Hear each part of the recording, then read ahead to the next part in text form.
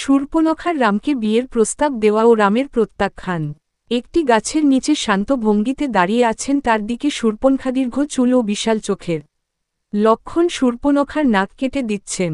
লক্ষণ এক হাতে তলোয়ার নিয়ে শূর্পণখার নাক কেটে দিচ্ছেন।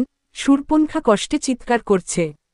রাবণ শূর্পণখার কাছ থেকে ঘটনা শুনছেন। দশমুখী রাক্ষসরাজার আসনে বসে মনোযোগ দিয়ে শূর্পণখার কান্নাভেজা অভিযোগ শুনছেন।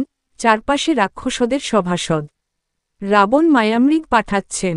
অরণ্যের এক কোণে রাবণ ষড়যন্ত্রের হাসি হেসে মারিচের সঙ্গে আলাপ করছেন। মারিচ তখন ধীরে ধীরে এক উজ্জ্বল সোনালী হরিণের রূপ নিচ্ছে, চারপাশে আলোয় ঝলমল করছে। রাম মায়ামৃগের পেছনে ছুটছেন। সবুজ অরণ্যের মধ্যে রাম তীরধনুক হাতে সোনালী মায়ামৃগের পেছনে দৌড়াচ্ছেন, মুখে দৃঢ় সংকল্প, পেছনে গাছের ফাঁক দিয়ে আলো ঝলমল করছে।